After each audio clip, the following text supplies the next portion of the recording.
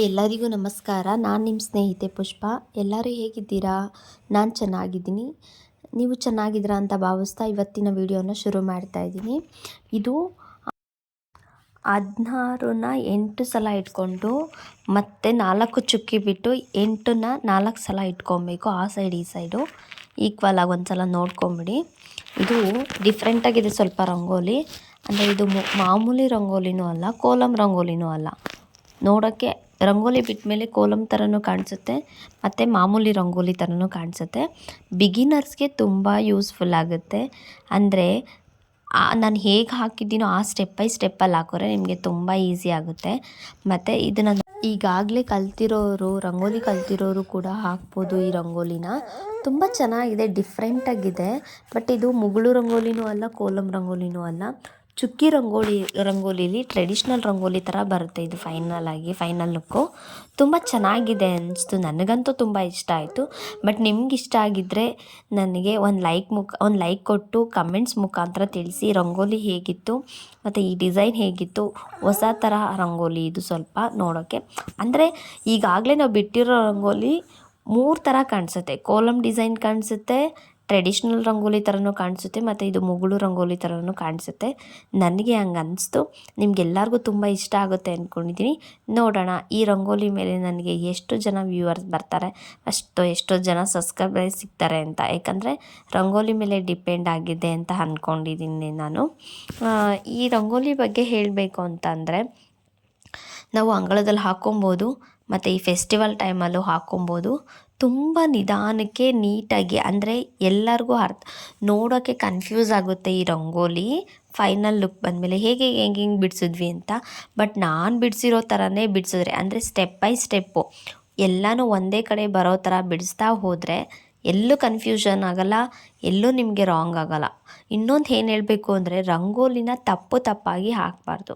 ಅಂದರೆ ಒಂದು ಸಲ ರಂಗೋಲಿನ ಚುಕ್ಕಿ ಹಿಟ್ಟ ಮೇಲೆ ಅಥವಾ ಹಾಗೆ ನೀವು ಫ್ರೀ ಹ್ಯಾಂಡ್ ರಂಗೋಲಿ ಹಾಕ್ತಿರೋ, ಚುಕ್ಕಿ ಹಿಟ್ಟು ಹಾಕ್ತಿರೋ, ಅದು ನಿಮಗೆ ಸೇರಿದ್ದು.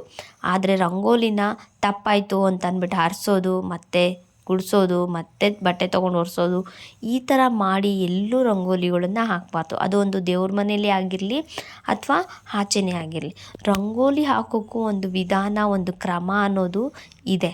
ಸುಮ್ಮನೆ ಏನೋ ಒಂದು ಹಾಕ್ತೀವಿ ಅಂತ ಹಾಕೋದಲ್ಲ. ಅದು ನಾವಾದರೂ ಅಷ್ಟೇ, ನಾನು ಅಷ್ಟೇ. ಸ್ಟಾರ್ಟಿಂಗ್ ಯಾವುದಾದ್ರು ಗೊತ್ತಿಲ್ಲದಲೇ ಇರೋ ರಂಗೋಲಿನ ಬಿಟ್ಟರೆ ನಾನು ಅಕಸ್ಮಾತು, ಅಥವಾ ಎಲ್ಲೋ ಒಂದು ನೋಡಿರ್ತೀನಿ ಅದನ್ನು ಬಿಟ್ಟರೆ ನಾನು ಫಸ್ಟು ಬುಕ್ಕಲ್ಲಿ ಟ್ರೈ ಮಾಡ್ತೀನಿ. ನಾನು ಕೂಡ ಬುಕ್ಕಲ್ಲಿ ಟ್ರೈ ಮಾಡಿ ಆಮೇಲೆ ಬಿಡಿಸ್ತೀನಿ. ಯಾಕಂದರೆ ಚುಕ್ಕಿ ಹಿಟ್ಟ ಮೇಲೆ ರಂಗೋಲಿ ಗೊತ್ತಾಗಲ್ಲ ಅಂತ ಅನಿಸ್ಬಾರ್ದು. ಆಮೇಲೆ ಹರಿಸಿ ಬಿಡಬಾರ್ದು ರಂಗೋಲಿನ ಯಾವತ್ತೂ ಅಷ್ಟಕ್ಕೆ. ಅದಕ್ಕೆ ಆದ ಒಂದು ವ್ಯಾಲ್ಯೂ ಅನ್ನೋದಿದೆ, ಅಂದರೆ ಬೆಲೆ ಅನ್ನೋದಿದೆ. ಅದನ್ನು ನಾವು ಕೆಡಿಸ್ಕೊಳ್ಬಾರ್ದು. ರಂಗೋಲಿ ಎಲ್ಲೇ ಹಾಕಿ ನೀವು ಫಸ್ಟು ನೀವು ಒಂದು ಸಲ ಟ್ರಯಲ್ ಮಾಡ್ಕೊಳ್ಳಿ. ಬರಲಿಲ್ಲ ಅಂದರೆ, ಬಂದರೆ ಡೈರೆಕ್ಟಾಗಿ ಹಾಕೋದ್ರಲ್ಲಿ ಏನೂ ತಪ್ಪಿಲ್ಲ. ಬಟ್ ತಪ್ಪಾಗಿ ಎಲ್ಲ ಬಿಟ್ಟು ಅದ್ರ ಮೇಲೆ ಏನೋ ಓವರ್ ರೈಟಿಂಗ್ ಅಂದರೆ ಅದ್ರ ಮೇಲೆ ಮತ್ತೆ ಸರಿ ಮಾಡೋದು, ಅದು ಸರಿ ಬರೋಲ್ಲ. ಸರಿ ಮಾಡಲು ಕೊಡಬಾರ್ದು. ಹೇಗೆ ನಾವು ಒಂದು ದೇವ್ರ ಕಾರ್ಯನ ಹೇಗೆ ಮಾಡ್ತೀವೋ ರಂಗೋಲಿನೂ ಅಷ್ಟೇ. ಅದು ಲಕ್ಷ್ಮಿ ಥರ ಅದು ರಂಗೋಲಿ ಕೂಡ. ಅದನ್ನು ನೀಟಾಗಿ ನಾವು ತೊಗೊಂಡ್ಮೇಲೆ ಅದನ್ನು ನೀಟಾಗಿ ಮಾಡಬೇಕು. ಬರಲಿಲ್ವಾ ಅದನ್ನು ಮತ್ತೆ ಹಾಕೋದಕ್ಕಿಂತ ಮುಂಚೆ ಒಂದು ಸಲ ನೋಡಿ ಮಾಡಿ ಬಿಡಬೇಕು ಅನ್ನೋದು ನನ್ನ ಅಭಿಪ್ರಾಯ. ನಿಮ್ಮ ಅಭಿಪ್ರಾಯ ಏನಿದೆ ಅಂತ ನನಗೆ ಕಮೆಂಟ್ಸ್ ಬಾಕ್ಸಲ್ಲಿ ತಿಳಿಸಿ. ನಾನು ಹೇಳಿರೋದ್ರಲ್ಲಿ ಏನಾದರೂ ತಪ್ಪಿದರೆ ನೀವು ತಿಳಿಸಿ ಅಂತ ಹೇಳ್ತೀನಿ. ಇದು ತಪ್ಪಿಲ್ಲ ಅಂತ ನನಗೆ ಗೊತ್ತಿದೆ, ಅದಕ್ಕೆ ನಾನು ನಿಮಗೆ ಕೂಡ ಹೇಳ್ತಾ ಇದ್ದೀನಿ ಅಂತ ಹೇಳ್ತಾ, ಮತ್ತು ಈಗಾಗಲೇ ನೋಡಿ ಫೈನಲ್ ಲುಕ್ ಸ್ಟಾರ್ಟಿಂಗ್ ಇವಾಗ ಬಿಡಿಸ್ತಾ ಇರೋದ್ರಲ್ಲಿ ಇವಾಗ ಎಲ್ಲನೂ ಒಂದು ಕ್ರಮಕ್ಕೆ ಬಂತು. ಇದಕ್ಕೂ ಮುಂಚೆ ಇದನ್ನು ನಾನು ನಿಮಗೆ ಡೈರೆಕ್ಟಾಗಿ ಒಂದೊಂದೇ ಹಾಕ್ಬಿಟ್ಟು ತೋರಿಸಿದ್ರೆ ನಿಮ್ಗೆ ಅರ್ಥ ಆಗ್ತಿರಲಿಲ್ಲ. ಈ ಥರ ಸ್ಟೆಪ್ ಬೈ ಸ್ಟೆಪ್ ಹಾಕ್ಕೊಂಡಾಗ ನಿಮಗೆ ಯಾವುದೇ ಒಂದು ರಂಗೋಲಿ ಆಗಲಿ ಎಲ್ಲೂ ತಪ್ಪಾಗಲ್ಲ. ನಾವು ಒಂದೇ ಸಲ ಎಲ್ಲ ಒಂದೇ ಕಡೆಯಿಂದ ಬಿಡಬೇಕು, ನನಗೆ ಬರುತ್ತೆ ಅನ್ನೋದು ಮಾಡೋಕ್ಕೋದ್ರೆ ಗೊತ್ತಿರೋರು ಕೂಡ ರಂಗೋಲಿನ ಮಿಸ್ಟೇಕ್ ಮಾಡೋ ಚಾನ್ಸಸ್ಸು ತುಂಬ ಜಾಸ್ತಿ ಇರುತ್ತೆ. ಅದಕ್ಕೆ ಸ್ಟೆಪ್ ಬೈ ಸ್ಟೆಪ್ ಏನಿದೆಯೋ ಅದನ್ನು ನಾವು ಯಾವುದೇ ಒಂದು ಸ್ಟೆಪ್ ತೊಗೊಂಡಾಗ ಫಸ್ಟ್ ಅದು ಫಿನಿಶ್ 4 ಮೂಲೆಯಲ್ಲೂ ಫಿನಿಶ್ ಒಂದೇ ಥರ ಬಂದಾಗ ರಂಗೋಲಿ ಯಾವುದೇ ಕಾರಣಕ್ಕೂ ತಪ್ಪಾಗಲ್ಲ.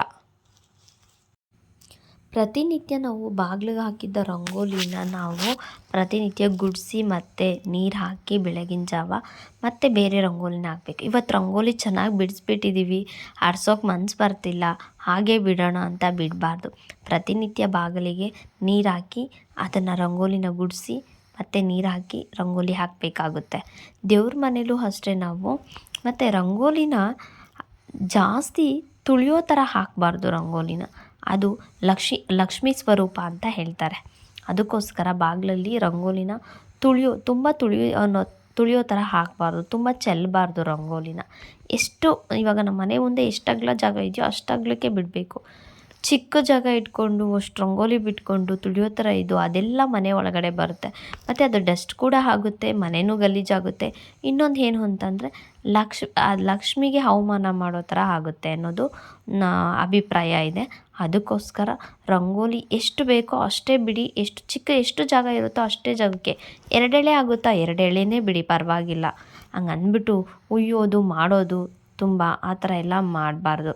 ದೇವ್ರ ಮನೆಯಲ್ಲೂ ಅಷ್ಟೇ ಪ್ರತಿನಿತ್ಯ ನಾವು ರಂಗೋಲಿ ಬಿಟ್ಟಿರೋದನ್ನ ಒಂದು ಬಟ್ಟೆ ತೊಗೊಂಡು ಒರೆಸಿ ನಂತರ ಮತ್ತೆ ದೇವ್ರ ಮನೆಯೆಲ್ಲ ಒರೆಸಾದ್ಮೇಲೆ ಮತ್ತೆ ರಂಗೋಲಿ ಹಾಕಿ ಮತ್ತೆ ಶುಚಿ ಮಾಡಿಬಿಟ್ಟು ರಂಗೋಲಿನ ಹಾಕಬೇಕು.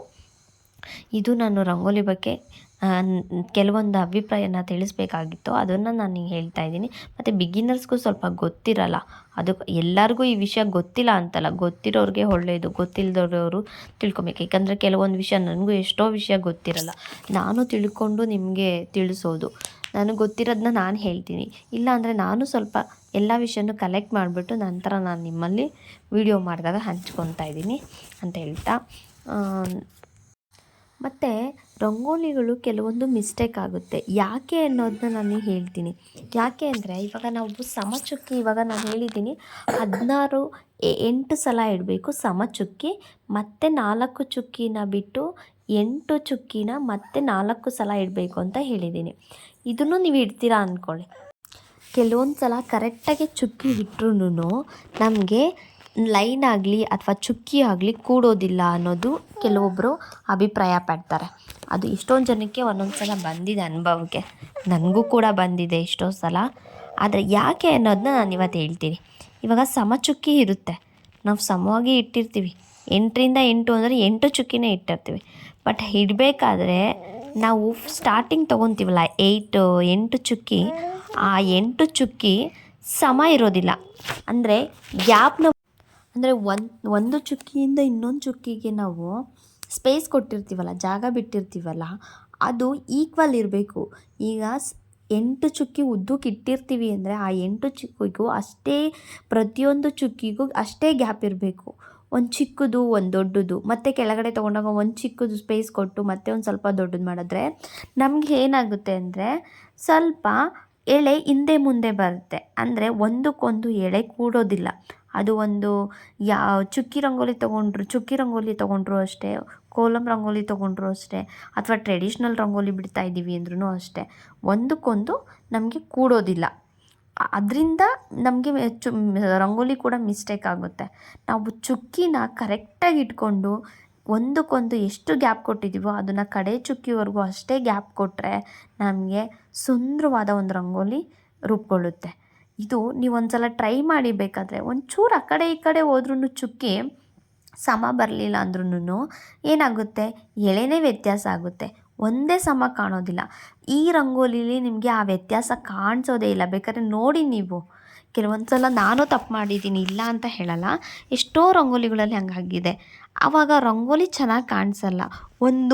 ಒಂದೇ ಗಾತ್ರದಲ್ಲಿ ಎಲ್ಲನೂ ಪ್ರತಿ ಒಂದು ಮೂಲೆಯಲ್ಲೂ ಒಂದೇ ಗಾತ್ರದಲ್ಲಿ ಬರಬೇಕು ಅಂದರೆ ನಾವು ಈ ಥರ ಮಾಡಬೇಕಾಗುತ್ತೆ. ನಾವು ಎಳೆ ಹಾಕಬೇಕಾದ್ರೂ ಅಷ್ಟೇ, ಒಂದು ಚುಕ್ಕಿಯಿಂದ ಒಂದು ಎಳೆಯಿಂದ ಇನ್ನೊಂದು ಎಳೆಗೆ ಎಷ್ಟು ಗ್ಯಾಪ್ ಇರುತ್ತೋ ಅಷ್ಟೇ ಗ್ಯಾಪ್ ಕೊಟ್ಟರೆ ಮಾತ್ರ ನಮಗೆ ಎಲ್ಲ ಒಂದೇ ಥರ ಕಾಣಿಸುತ್ತೆ. ಇಲ್ಲ ಅಂದರೆ ಒಂದು ಉದ್ದ, ಒಂದು ತುಂಡ, ಒಂದು ಚಿಕ್ಕ, ಒಂದು ದೊಡ್ಡ, ಈ ಥರ ಕಾಣಿಸುತ್ತೆ. ಇದು ರಂಗೋಲಿಲಿ ಮೇಯ್ನ್ ಬೇಕಾಗಿರೋದು. ಆಮೇಲೆ ಎಳೆ, ನಾವು ಒಬ್ಬೊಬ್ಬರು ಒಂದೊಂದು ಥರ ಎಳೆ ಹಾಕ್ತಾರೆ. ಒಬ್ಬರು ಸಣ್ಣ ಎಳೆ, ಒಬ್ಬರು ಹಿಂಗೆ ಅಡ್ಡ ಇಟ್ಕೊಂಡು ದಪ್ಪ ಎಳೆ, ಆಮೇಲೆ 2 ಎಳೆ, 3 ಎಳೆ, 4 ಎಳೆ, ಈ ಥರ ಹಾಕ್ತಾರೆ. ಅದು ಹಾಕೋ ತಪ್ಪಲ್ಲ. ನಾವು ಯಾವ ಎಳೆಯಲ್ಲಿ ತೊಗೊಂಡಿರ್ತೀವೋ ಅದೇ ಎಳೆಯಲ್ಲಿ ಅದೇ ಸೈಜಲ್ಲಿ ಬಂದರೆ ರಂಗೋಲಿ ಒಂದೇ ಥರ ಕಾಣಿಸುತ್ತೆ. ಒಂದು ಕಡೆ ಎಳೆ ದಪ್ಪ, ಒಂದು ಕಡೆ ಸಣ್ಣ, ಆ ಥರ ತೊಗೊಂಡ್ರೆ ನಿಜ ರಂಗೋಲಿ ಚೆನ್ನಾಗಿ ಕಾಣಿಸಲ್ಲ. ರಂಗೋಲಿಗೂ ಒಂದು ಕಲೆ ಅಂತ ಇದೆ. ನಾವು ಒಂದು ಡ್ರಾಯಿಂಗು ಅಷ್ಟೇ ಹೇಗೆ ಮಾಡ್ತೀವಿ ನೋಡಿ, ಅದೇ ಥರನೇ ಮಾಡಬೇಕು ರಂಗೋಲಿನೂ ಕೂಡ. ರಂಗೋಲಿನಿಗೂ ಒಂದು ಒಂದು ಒಂದು ದೊಡ್ಡ ಮಹತ್ವದ ಕಲೆ. ಅದು ನಮ್ಮ ಸಂಸ್ಕೃತಿಯಲ್ಲಿ ನಮಗೆ ಒಲ್ದು ಬಂದಂಥ ಒಂದು ವಿದ್ಯೆ ಅಂತಲೇ ಹೇಳ್ಬೋದು.